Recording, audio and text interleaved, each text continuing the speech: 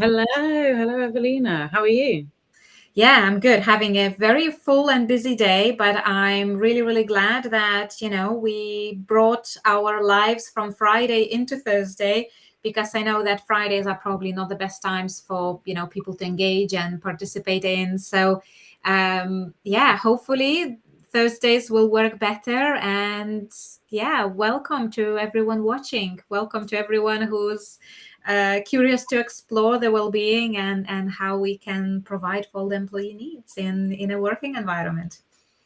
Absolutely. So today we're going to sort of cover a few things and introduce this new format of how we're doing these lives. And we will kind of cover this project that we're working on with regards to organizational well-being, what that means for our work and our work in research. We'll cover kind of looking at the current state of organizational well-being, what's happening, what's working well and what isn't working so well, where there's gaps in support and provision and attention to employee needs and also understanding and information. We'll also briefly cover our current model of how we attend to employee needs through organizational structure and strategy. And we'll kind of give a little bit of an indication of some of the topics that we will be covering in the next few weeks or throughout this process. And throughout all of that, there'll be the opportunity to ask questions, share your experiences. Please, please, please. We really want to hear. And that's a big part of this effort at the moment, is that we are wanting to learn. So we have our ways of doing things and our approach to organizational well-being currently from what we know and from our experience and expertise. But we're beginning this big research project to try and learn. So we are constantly learning every day. Society is changing, needs are changing, and what works today won't necessarily work tomorrow. So this is going to be a constant process of learning, and that's what Yeah, I'm excited about. absolutely. And I think that's why it's so important to constantly be engaged with our audiences, to be constantly involved with people who are actually working on building those well-being strategies, on people who feel like they're not being heard in those environments. But also there are some other wonderful experts and providers in the field who are doing amazing things, right? So really understanding best practices, understanding what works and what doesn't work. And yeah, like Valentina mentioned, it doesn't matter that we have over decades of experience in supporting organizations or individuals to help themselves and to create those more supportive business supportive environments and support ecosystem. Things are always changing, and yeah, and with that in mind, definitely one of the biggest problems that we are seeing in organizational well-being as an industry is that the problems that are causing mental health issues that are resulting in poor well-being are very individual. The complexity of factors that influence any one person to feel good about themselves and their work, or to feel not worthy and their performance to be not where they would want to be, right? It's so individual that now when you consider that, now here is a big question for you. So how do you then provide for all of those individual needs at scale on organizational level, right? And that's the challenge that we are working to address. And even though we have our model, and we'll share in a moment how exactly we are doing that at the moment, I think there are some aspects within that where some of the needs are not being heard and not being considered in the working environments right now. And therefore, what we want to do with the existing research that we're doing is to actually amplify some of those voices from people who are not being seen and not being heard, who maybe are not necessarily going to come forward to the employers and say, hey, this is the story of my life and these are the struggles that I'm going right now and I need support with it, right?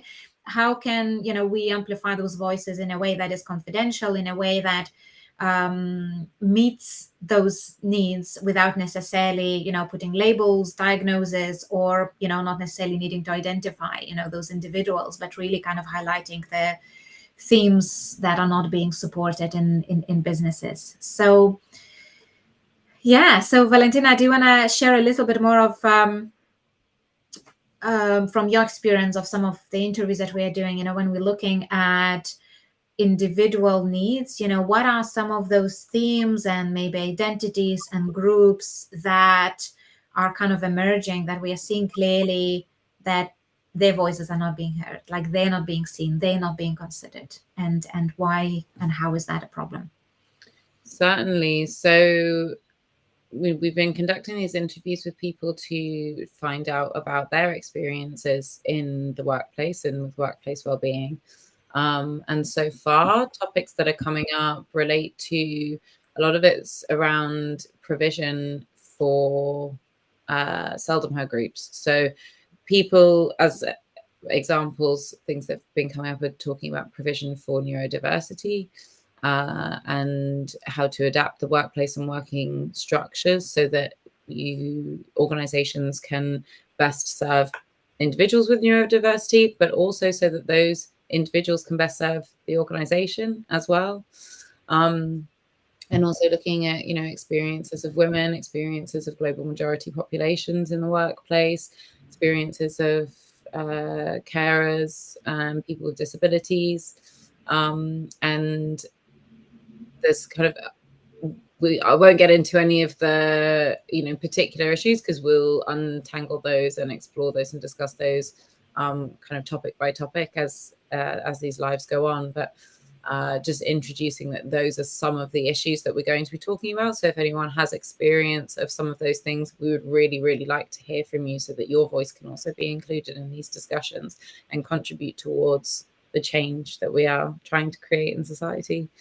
And with this process, a lot of what we're learning is around the structure and the culture of an organization. So a lot of the time we can focus and fixate on support systems only. So the kind of first aid when something goes wrong, or when something gets really severe. And we're actually looking at how to go a few steps back from that and try and create a company culture and an organizational structure that facilitates good well-being in a way that is preventative of these kind of events that require more of a first aid type approach. And a big part of that is including the voices of seldom heard groups, people whose needs often are not met within their workplace. Definitely. So Valentina is looking more at the aspect of hearing those individual voices, and for me as a consultant and working more at strategic business level, I'm working more with business leaders, and I'm interviewing them about some of their struggles and their experiences and what they're going through while building those strategies, right? While trying to meet those needs. And there are really huge gaps in awareness and knowledge about how to do this right. Because I think part of the problem is the overwhelm of providers at the moment, overwhelm of well-being and mental health activities, campaigns, awareness days, and so on. There is so much out there that you really can't kind of separate the wood from the trees, right?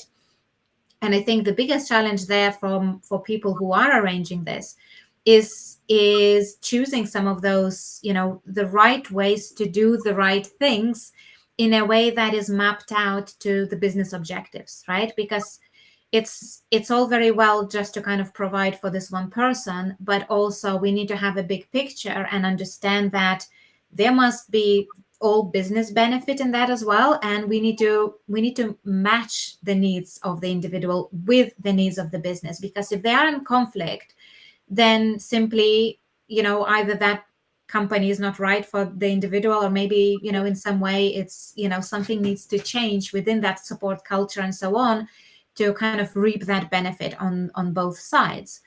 And I think because there is a lack of kind of choice and, how to do it right, how to do it strategically, the most common approach is, well, let's just do something, right? Let's just show that we have some activities, and we end up having those superficial level tick box exercises where we are offering perks, essentially, right? We are saying, here is your gym membership, here is your yoga class, here is your puppy therapy on Thursday evenings, you name it, right?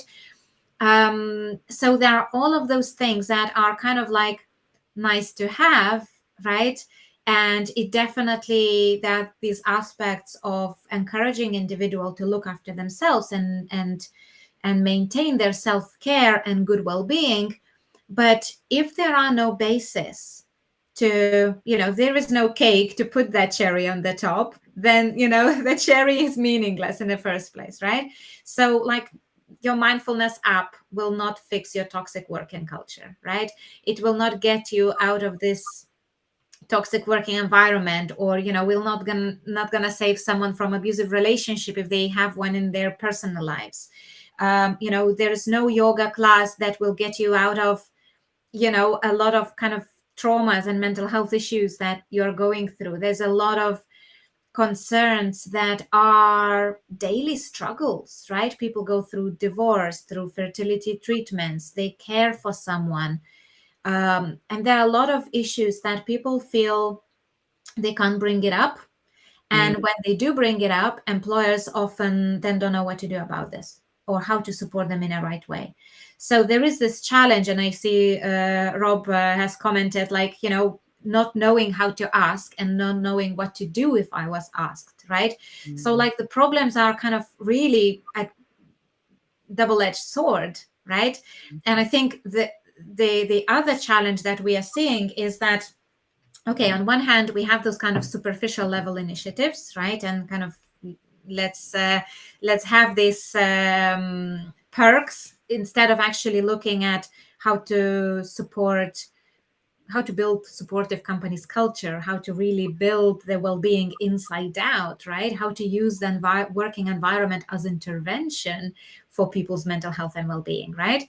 But the other aspect is simply to the fact that we don't know how to talk about this in a right way. So going back to Rob's comment here is, now everyone's talking about mental health. Let's talk about mental health. Let's open up.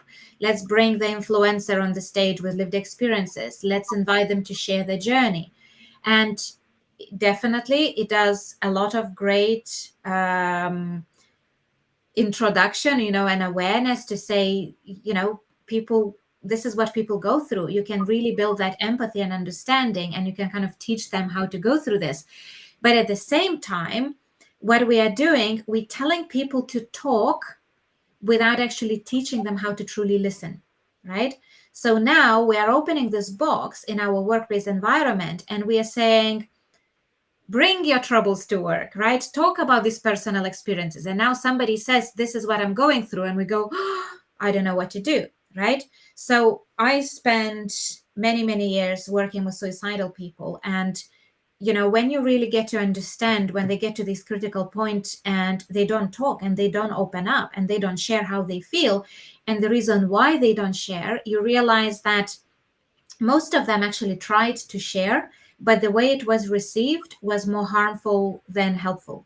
So, people open up and somebody else is jumping in with judgment, with conclusions, with, saying, oh, you shouldn't feel this way. Look at all these amazing things that you have in your life, or telling them what to do, or trying to fix it on their behalf, and all of those things that now result in, instead of person feeling bad, now they're feeling bad about the fact that they're feeling bad, right? So you're adding another layer of stigma onto this that prevents them from opening up.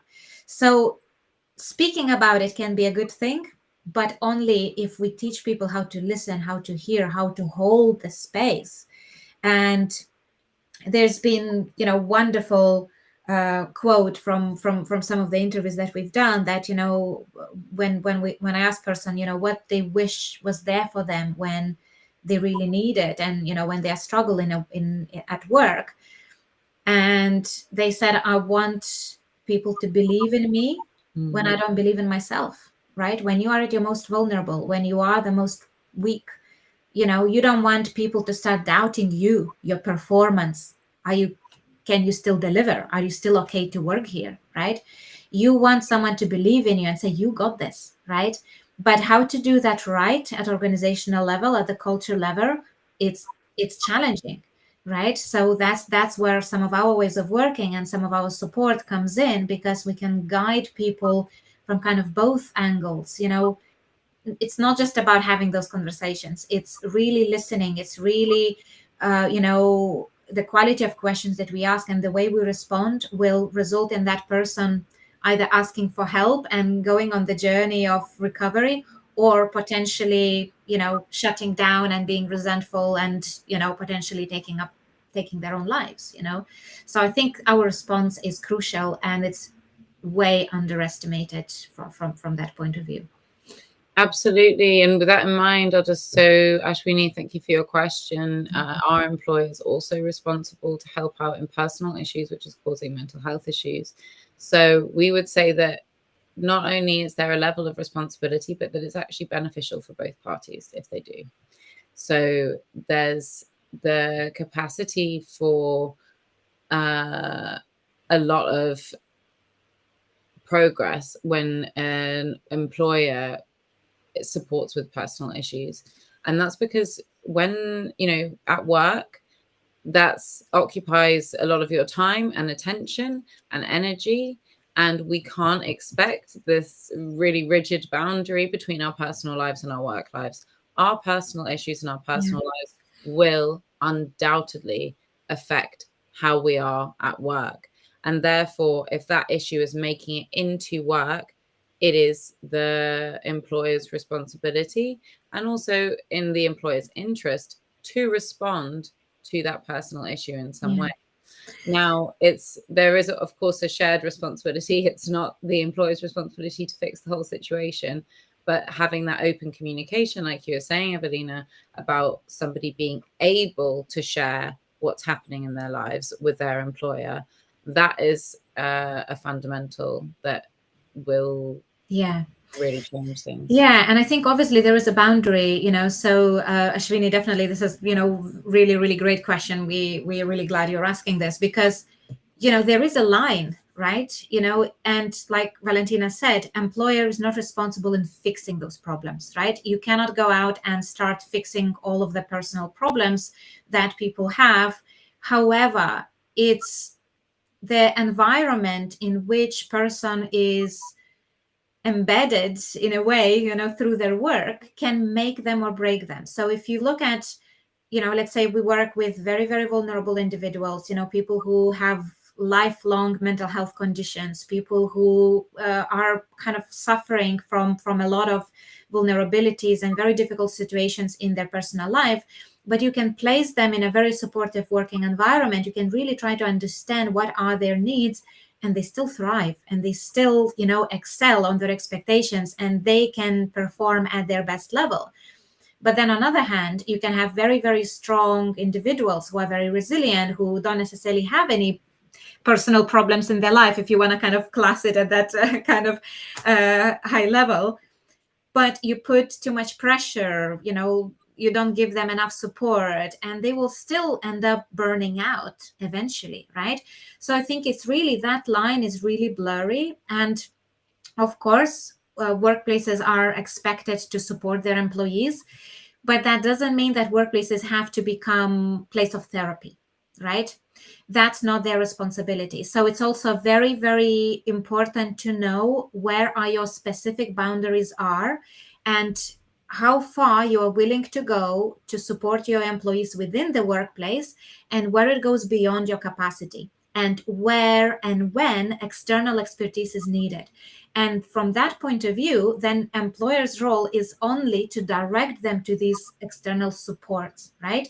So you are not necessarily fixing anything or supporting it yourself, but you are being a resource that builds individual capacity to help themselves, right? So you are saying, I hear you, we understand what we're going through.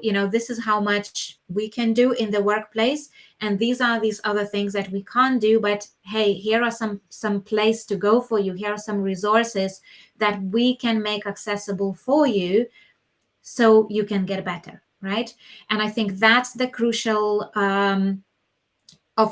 importance to knowing where that boundary is.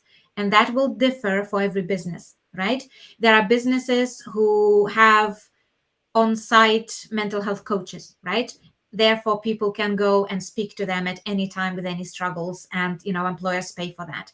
There are organizations, that put, mental health ambassadors and mental health first aiders. That's another story, to what effect that's effective and not. But we are kind of always looking at how far we are willing to support employees internally, and how far we're willing to cover their support elsewhere and direct them to alternative support options. And that's really for you as a business leader to then decide, right?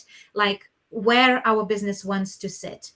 Now, in terms of legal implications there, so the legal obligations are to maintain psychological safety at work. And the legal obligations are pretty much limited to managing risks in a workplace, right?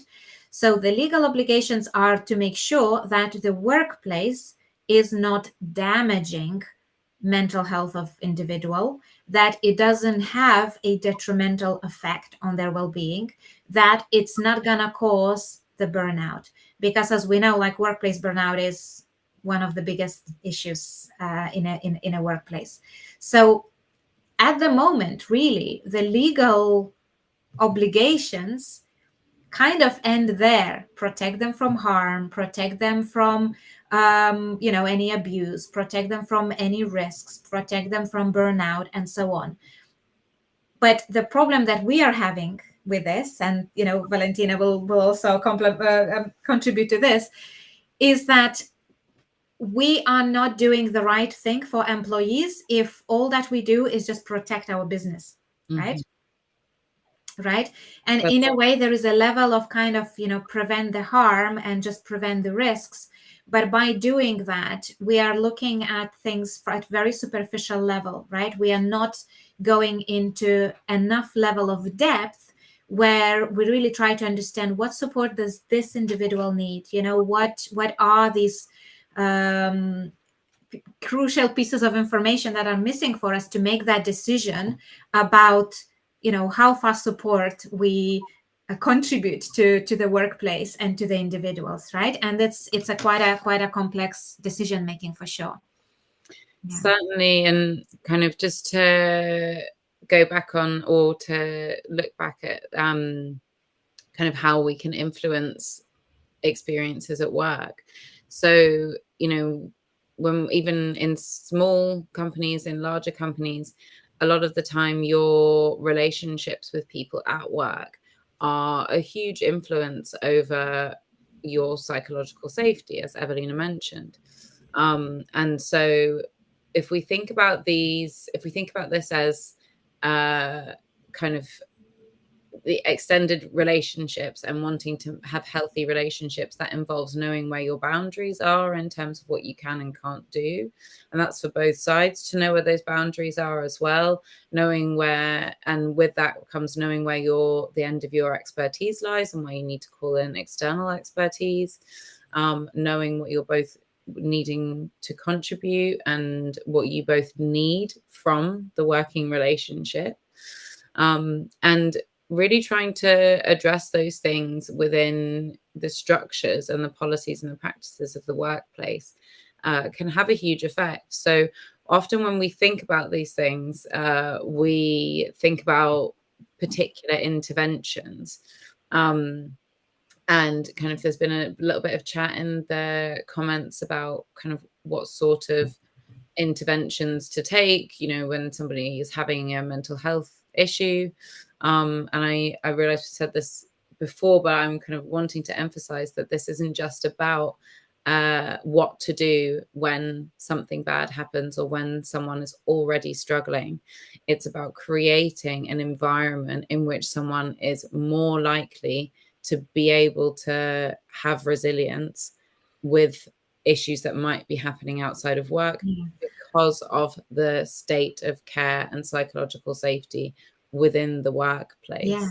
And potentially prevent some of those issues from happening, right? Because this, very, very interesting statistics, that, especially in UK and US, when you ask people what is your biggest cause of unhappiness in life, people say work. That's number one cause, right? Like, I'm not happy with my work. It's adding too much pressure, too much responsibility. I don't feel fulfilled. I feel burnout. I don't have work-life balance. I don't have time for myself.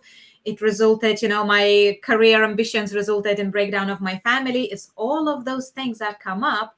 So I think even if we don't provide any support, if we don't, get people to work through their mental health issues and so on, the least we can do is actually protect them from being kind of harmed by working and, by those unhealthy, toxic working environments. Exactly.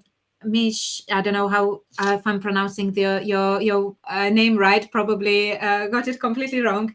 But you ask here if it's okay to direct people to mental health support through external HR firm. It depends. My answer is, and it depends on what kind of support is needed, and do you know that specific support infrastructure, that mental health guidance, are actually being met by those external providers. So it's really, understanding that, we cannot just like shed the responsibility, like, oh, we don't deal with that, so go there. But to really understand that, okay, what do you need?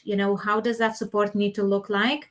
This is where we can direct you to. And is there any information that we can gain back from that in a confidential way that helps us to improve? Is there anything that we can do in a workplace? Is there anything that we need to adjust to help us to improve? So I think it's very crucial to have these two-way conversations. So just passing people along one way, obviously is better than doing nothing, right? And is having no support. But is there anything that you can, again, if you are kind of like referring people to additional mental health support, how does that support look like, right? Do those vulnerable people have to pay for this themselves? Do you as an employer actually offer some of the services included in that? What is the relationship between you and that provider that results in employee trusting that source in the first place, right? Because what happens most of the time, that we see that, very often people are just, give Samaritan's number, or, oh, I don't want to live. Oh, call Samaritans, here is, helpline chat and so on. Those numbers are available. Like, you can Google, they are everywhere, right? So is this really support, or is this just shedding of responsibility, saying I can't do anything about it, right? So I think that's where kind of you have to be cautious about this, to really understand that this is not just go elsewhere and this is the helpline number, but to really understand the kind of bi-directional links, like we have the support and infrastructure, we have this that we can refer you to, this is the relationship that we have with them, and this is the reason why we think this is what's right for you, kind of way. So I think there's sometimes a bit more depth that's required in that. But other very interesting aspect, and this is something that is coming out from our interviews, is that people actually prefer to have internal safe spaces, so-called like trust circles, name it however you want, just somewhere to connect with people in the workplace, but in a way that will not affect their, work performance, or, that will not get out against them. Because this is the biggest kind of want and fear in a way, right?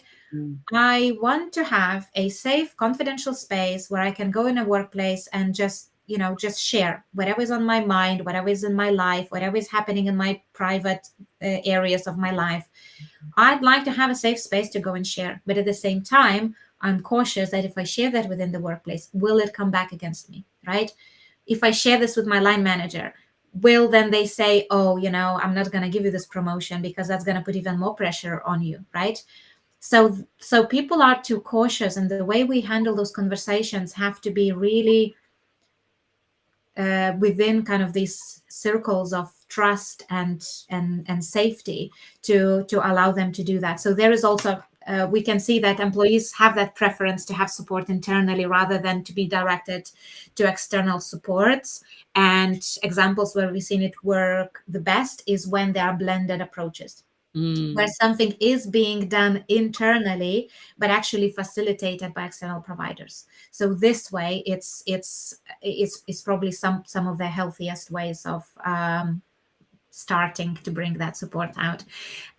Jay shared the list of services and supports that he's offering. Really, really good to hear.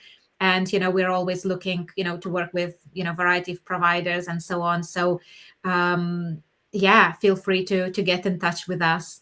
And likewise, for me, who asked question about HR support, we'd be more than happy as well to have a chat with you, in one-to-one setting. Just explore, how does your support look like? Is there anything we can do better? And every case, every business needs, all the individuals' needs are always very different. So we'd be more than happy to look at those into kind of case by case basis. Certainly, and kind of having these conversations as well as how we're hoping to learn more and more as well about organizations' needs and about individuals' needs, because so much of this, as I have said, is about opening the conversation. And like you mentioned, Evelina, having that blended approach where something is happening internally and any more kind of particular expertise that's required can be met outside or externally. But being able to have that trusting relationship where you can talk with your employer about how you're feeling, what's going on for you, can really, really help the employer as well improve the environment so that these issues like this don't come up. And that's a huge protection and preventative, not just for against bad mental health in employees or even bad physical health with employees, but it's also a massive protection factor for the organization for things like poor retention, lawsuits, bad reputation, all sorts of issues that can come up from employee needs not being met. So really start, if you're kind of unsure of where to start, opening the conversation is where to begin. So being able, trying to create a culture in which employees feel that they can speak about their experience. And there's also a very interesting thing that's coming up is that sometimes employers feel like they don't want to ask and they don't want to know, because once you know it, you are responsible for doing something about it. And if you don't know how to support it, then we might better not ask, right? So you kind of see this conundrum where, especially like smaller organizations that kind of start to grow, and, there are all sorts of kind of legal issues and HR troubles start to sprout, and employers still kind of holding back, saying, we'd rather not know. And this is really, really harsh thing to hear, when, let's say, I'm going as a consultant and kind of trying to understand, like, what have you done so far to ask your employees? And this is the response we get, like, well, no, we didn't ask because, we don't ask questions to which we don't want to hear answers to, right? And yeah, this is quite a big concern. But I think to resolve this, the most helpful thing is to actually have an impartial party to conduct those surveys, right? So part of our project and what we're doing right now is that we're offering actually complementary employee needs assessments, because for us it's valuable, because it's data that feeds back into the research and to the project that it's funded by government, right? So it's free for you to benefit from that. But also, as we conduct those assessments and really go into depth of understanding those needs, now we can feed that high level confidential data back to the employers and say, this is what you can do to do things right. These are the principles on which you build your well-being strategy in a way that is actually considering of how your people feel. And there are some other areas that, I think employers really consider, right? You do your very generic engagement survey, like, are you happy at work kind of thing. But you don't have a capacity or kind of psychological training to assess a lot of other things that are going for individuals in their lives. And we are looking at a very holistic point of view, looking at all of the social, emotional, cognitive, and physical well-being. And that includes everything: your capacity to build and maintain relationships, your capacity to maintain healthy lifestyle and diet and exercise, your capacity for resilience and self-regulation, your cognitive capacity to make the right decisions and choices in your life and work, but also very specific things like, the impact of your hormones on your well-being, the impact of your gut health, the impact of your financial situation, right? One of the biggest things that also come up is people don't know how to manage their finances, right? So the financial well-being is crucial. And this is not something that employers often think of, right? Okay, to make our employees happier, we need to deliver, financial education and financial literacy courses, right? And yet it's crucial. It's crucial as an ability for that individual to feel like I have resources to now maintain my own, to have control of my own life, right? So I think there's huge benefit in having a third party conducting those reviews in a very holistic way, and then saying, hey, now we can direct you to specialists, to very specific resources that are exactly based on what your people are struggling with. Absolutely. Sorry, it looks like you've just noticed the same. Yeah, go on. No. So thank you, Delphina, for your comment. Starting a conversation in a toxic environment is something that often does not happen. Yeah. I completely agree. And that's because of this fear that having that conversation and beginning that is actually going to make things worse. Yeah. And it often does. It's not just a fear. That's the thing. It's a very real fear, because that has happened and does happen.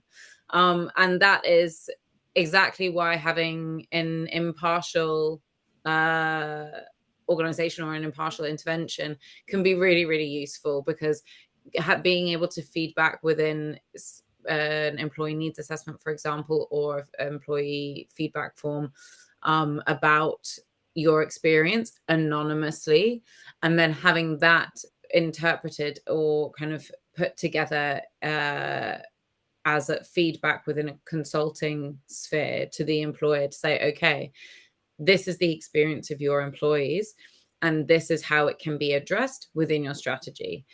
That is where that gap can be bridged by engaging with an impartial external organization. Yeah, and this is essentially like that bridge to rebuild the trust between employees and employers, right? And definitely, like to start those conversations in a toxic environment, that will not happen unless you rebuild that trust.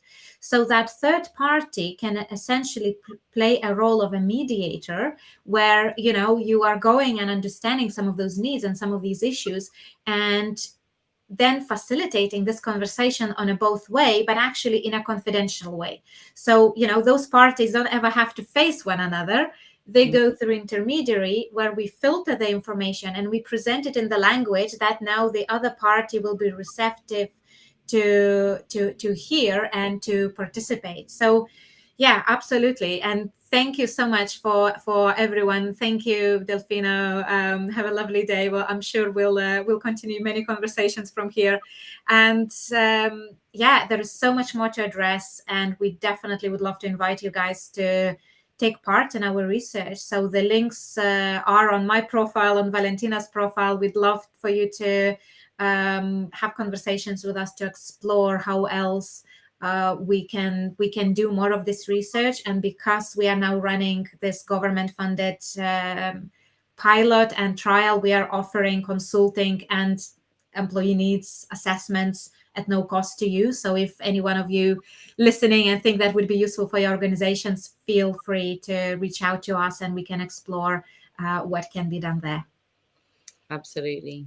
I kind of just want to very quickly address the question that's just come in from Jay, that just says that, the fear from employers often comes from that same fear of making things worse for the individual.